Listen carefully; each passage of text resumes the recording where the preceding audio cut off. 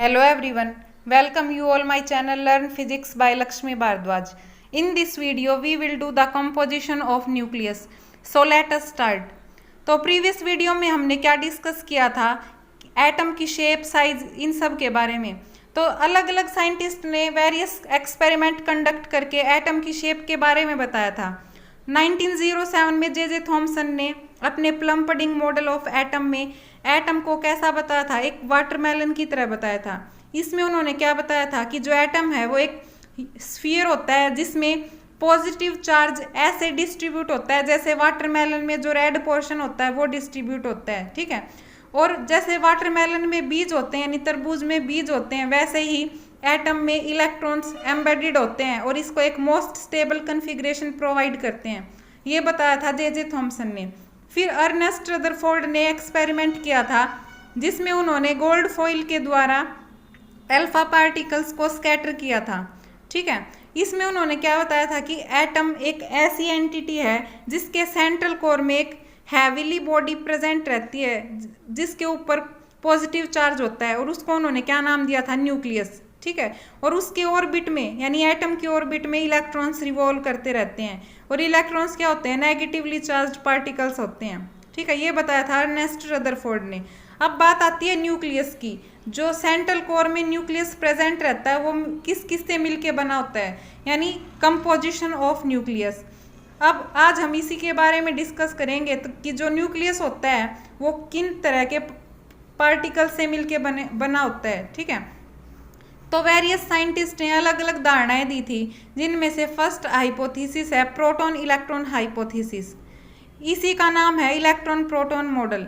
तो इस मॉडल में क्या सपोज किया गया था कि न्यूक्लियस के अंदर इलेक्ट्रॉन और प्रोटॉन एक साथ एग्जिस्ट करते हैं यानी साइमल्टेनियसली एग्जिस्ट करते हैं। अब इसके लिए हमने एक एलिमेंट सपोज कर लिया। एलिमेंट को हम कैसे रिप्रेजेंट करते हैं, एक्स से, और उसके बॉटम में हम उसका एटॉमिक नंबर लिखते हैं जिसको हम कैपिटल जेड से डिनोट करते हैं, और उसके अपर पार्ट में कैपिटल ए यानी उसका मास नंबर रिप्रेजेंट करते हैं, ठीक है। अब इस मॉडल के अंदर हमने एक अजम्पशन कर ली। अजम्पशन क्या होती है, जो चीज़ हम अपनी तरफ से खुद मानते हैं, ठीक है। तो इसके अंदर हमने मान लिया कि न्यूक्लियस के अंदर ए प्रोटॉन है यानी ए प्रोटॉन्स की संख्या है। प्रोटॉन के ऊपर हमें पता है कैसा चार्ज होता है, पॉजिटिव चार्ज होता है, और ए उनकी संख्या है तो टोटल चार्ज कितना होगा न्यूक्लियस के अंदर, पॉजिटिव ए, ठीक है।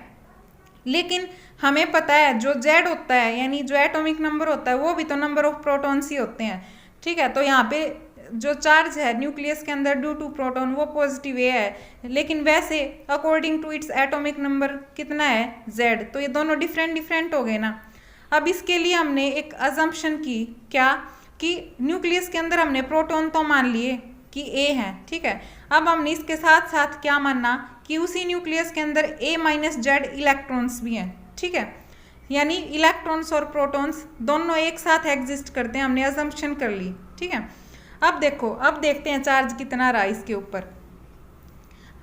अब ए प्रोटॉन्स हैं और ए माइनस जेड इलेक्ट्रॉन्स हैं, ठीक है। तो हमें पता है प्रोटॉन के ऊपर पॉजिटिव चार्ज होता है तो पॉजिटिव ए हो गया। हमें तो टोटल चार्ज निकालना है तो हमने एडिशन कर दिया, इसमें क्या ऐड कर दिए, जो A minus Z electrons pose किए हैं वो।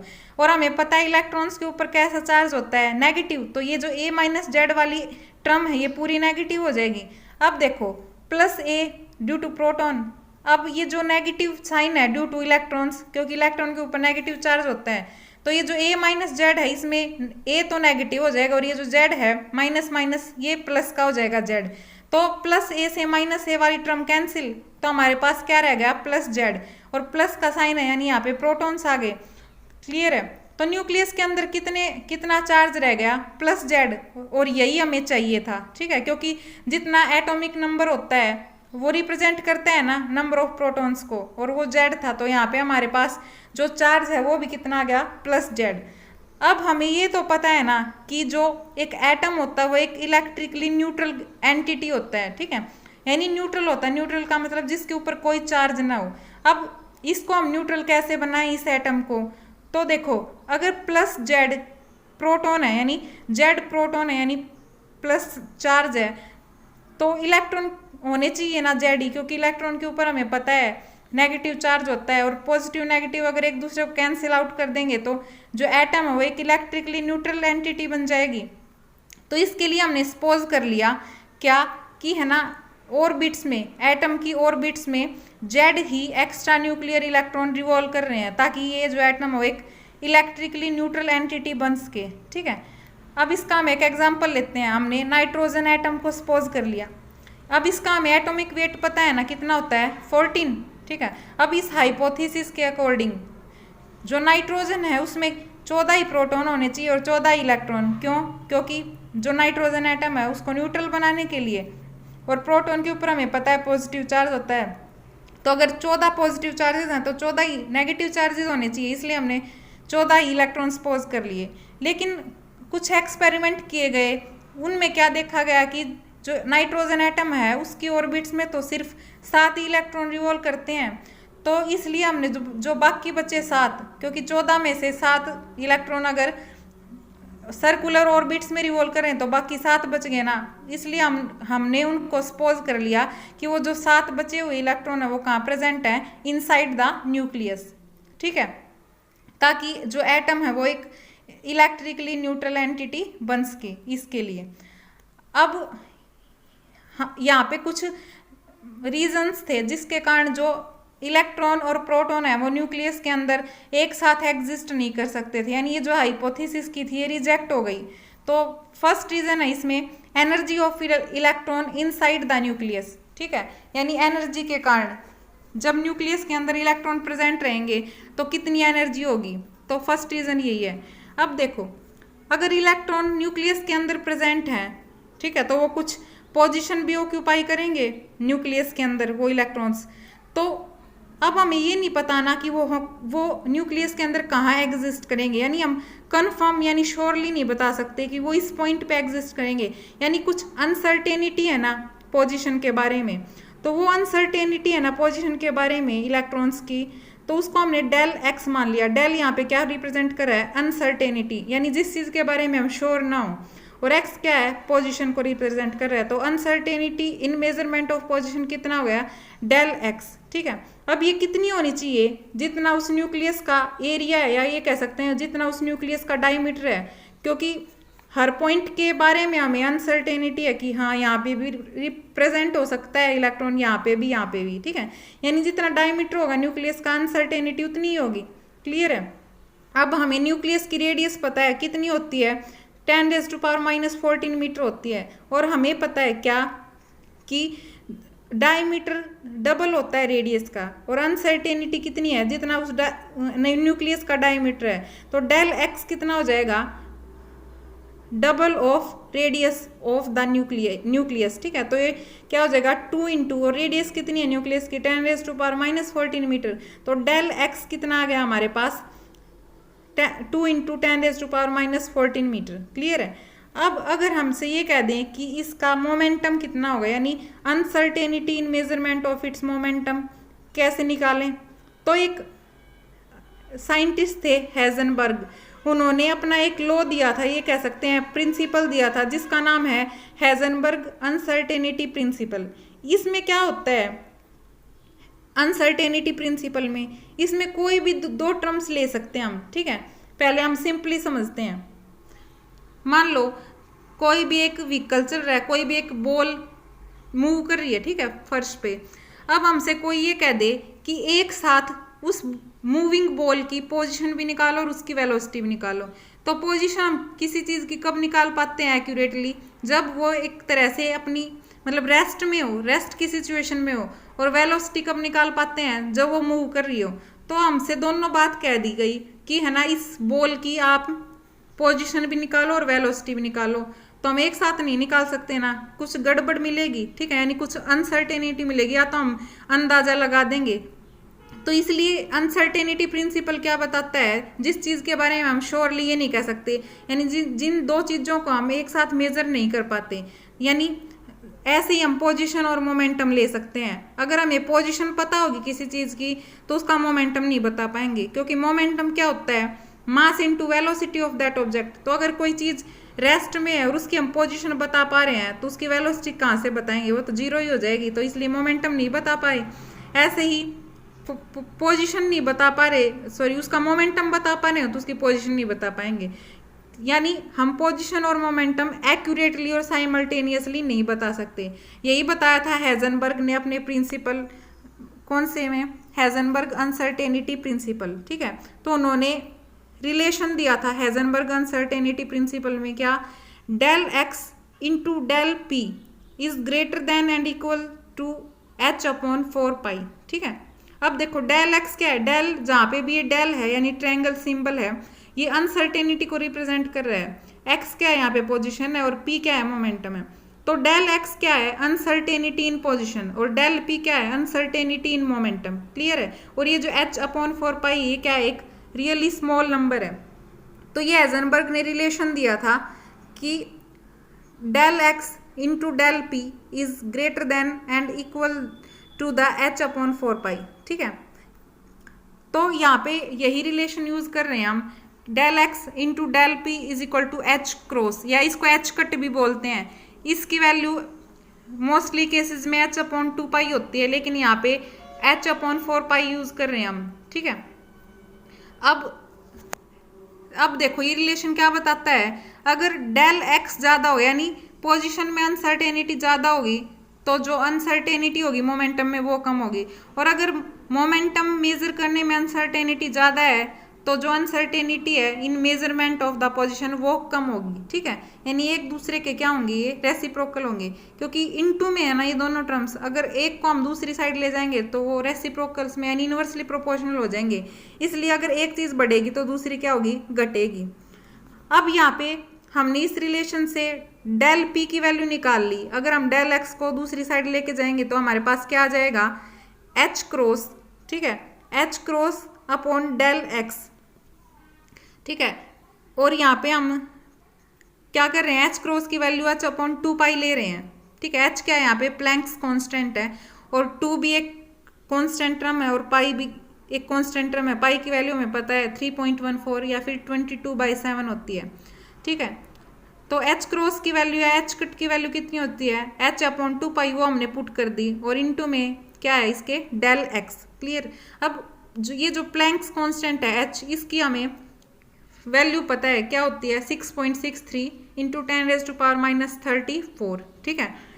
अपॉन में 2 इंटू पाई की वैल्यू कितनी पुट करेंगे, 3.14, और ये जो डेल एक्स है यानी अनसर्टेनिटी इन द पोजिशन वो कितनी निकाली थी, जितना डायमीटर था न्यूक्लियस का वो कितना है, 2 इंटू 10⁻⁻14, ठीक है। तो इसको जब हम सोल्व करेंगे तो हमारे पास 5.27 इंटू 10⁻⁻21 आ गई, ठीक है। अब इसकी ऐसा यूनिट क्या आएगी जो मोमेंटम की होती है, वो मोमेंटम क्या होता है, मास इंटू वेलोसिटी ना, मास की किलोग्राम और वेलोसिटी की क्या होती है, मीटर पर सेकंड, क्लियर है। तो इसकी ऐसा यूनिट आ गई किलोग्राम मीटर पर सेकंड, और हम इस डेल पी को अप्रोक्सीमेट पी भी सपोज कर सकते हैं। तो पी की वैल्यू हमारे पास 5.2 इंटू 10⁻⁻21 किलोग्राम मीटर पर सेकंड आ गई। हमें तो एनर्जी निकालनी है ना इलेक्ट्रॉन की, तो एक रिलेशन होता है जो हम थ्योरी ऑफ रिलेटिविटी वाली बुक में ड्राइव करेंगे। यहाँ पे आप जस्ट इसको याद रखो, कितना होता है, E is equal to √P²C² plus m0²C⁻⁴, ठीक है। और ये जो m0C² है ना, ये रेस्ट मास एनर्जी होती है इलेक्ट्रॉन की, ठीक है। जस्ट यहाँ पे इसका स्क्वायर कर रखा है, और इसी का स्क्वायर करने से ये जो सेकंड टर्म है m0²C⁻⁴ ये मिल गई, ठीक है। तो इसकी वैल्यू कितनी होती है रेस्ट मास एनर्जी की, ये होती है 0.51 MeV, ठीक है। MeV is the SI unit of energy. तो ये जो m0C² है ना, ये बहुत स्मॉल है किसके कंपैरिजन में, ये जो PC है ना यानी मोमेंटम और स्पीड ऑफ लाइट यानी P²C², इससे, तो इसलिए हम इसको नेग्लेक्ट कर देंगे। तो हमारे पास क्या रह गया, E is equal to P into C, ठीक है। अब यहाँ पे हमने वैल्यू पुट कर दी, मोमेंटम की हमने वैल्यू निकाली थी 5.27, क्लियर है, और इंटू 10⁻⁻21, और इंटू में C है, C क्या है, स्पीड ऑफ लाइट, ये भी कांस्टेंट होती है, ये कितनी होती है 3 इंटू 10⁸, और एनर्जी की क्या है यूनिट जूल, ठीक है। जब हम इसको सॉल्व करेंगे तो हमारे पास कितनी आ गई 10 MeV, ठीक है। तो तो हमारे पास इतनी एनर्जी आ गई। अब इसका क्या मतलब हुआ, इतनी एनर्जी आ गई इलेक्ट्रॉन की। अगर इलेक्ट्रॉन न्यूक्लियस के अंदर रहेगा तो उसकी एनर्जी कितनी ऑर्डर की होनी चाहिए, अबाउट 10 MeV होनी चाहिए। लेकिन जो बीटा डीके होता है, इसको हम डिस्कस करेंगे डिटेल में। बीटा डीके क्या होता है, इसमें इलेक्ट्रॉन्स एमिट होते रहते हैं, ठीक है। तो बीटा डीके क्या होता है, इसमें जो इलेक्ट्रॉन्स की एनर्जी निकलती है वो कितनी होती है, उन इलेक्ट्रॉन्स की एनर्जी 2 से लेके 4 MeV। लेकिन यहाँ पे तो हमें कितनी मिल गई, 10, यानी बहुत ज़्यादा मिल गई। तो the electrons with such higher energies have never been observed experimentally, ठीक है। लेकिन हमें एक्सपेरिमेंट से तो जस्ट 2 से 4 MeV एनर्जी वाले इलेक्ट्रॉन्स ही मिल रहे हैं। इसका मतलब क्या हुआ कि electrons can not be a part of nuclear constitution. Clear है। तो क्योंकि यहाँ पे जो चेंज आ रहा है इसमें एनर्जी में वो ज़्यादा आ रहा है एक्सपेरिमेंटल वैल्यू से, इसलिए existence of electron inside the nucleus was rejected. ये था इसका फर्स्ट रीज़न। अब सेकंड रीज़न क्या था, न्यूक्लियर स्पिन, ठीक है। अब हमें पता है जो प्रोटॉन और न्यूट्रॉन होते हैं, ठीक है, उनकी स्पिन कितनी होती है, स्पिन का मतलब होता है घूमना, ठीक है। उनकी हाफ इंटीग्रल स्पिन होती है, यानी वो h/2π, यानी जो h कट होता है उसके हाफ इंटीग्रल मल्टीपल होते हैं। क्लियर है। तो अगर हाफ इंटीग्रल मल्टीपल होते हैं दोनों प्रोटॉन और न्यूट्रॉन, तो जब हम इनकी न्यूक्लियर स्पिन, दोनों की न्यूक्लियर स्पिन को ऐड करेंगे तो हमें या तो कंप्लीट मिलेगी यानी इंटीग्रल मिलेगी, या फिर हाफ इंटीग्रल मल्टीपल मिलेगी। किसकी, इसी टर्म की h/2π की। क्लियर है। लेकिन जब हमने एक्सपेरिमेंट कंडक्ट किए तो वो जो एक्सपेरिमेंट है ना, उनमें इस चीज़ की एक्सप्लेनेशन नहीं हो पाई। किस चीज़ की, कि when electron were considered to be present inside the nucleus, ठीक है, कि अगर हम इलेक्ट्रॉन्स को न्यूक्लियस के अंदर सपोज कर लेते हैं तब उनकी जो स्पिन आएगी ना वो एक्सपेरिमेंटली एक्सप्लेन नहीं हो पाई, ठीक है। इसका एक एग्जांपल लेके समझते हैं। मान लो हमने नाइट्रोजन ले लिया, ठीक है, जिसके अंदर 14 प्रोटॉन होते हैं और 7 इलेक्ट्रॉन्स होते हैं, ठीक है। अब प्रोटॉन और इलेक्ट्रॉन दोनों हाफ स्पिन पार्टिकल हैं। क्लियर है। और अगर इन दोनों को मतलब टोटल्स को ऐड करें, इनका टोटल करें तो कितना आएंगी, कितनी आएगी, 21 आ गए ना, 14 + 7, और 21 क्या है, एक ओड नंबर है। क्लियर है। तो जो स्पिन आएगी वो हाफ स्पिन आएगी। क्लियर है। यानी हाफ इंटीग्रल मल्टीपल आएगा h/2π का। लेकिन जब एक्सपेरिमेंट किए गए तो नाइट्रोजन की स्पिन कैसी थी, वो कंप्लीट इंटीग्रल थी h/2π की।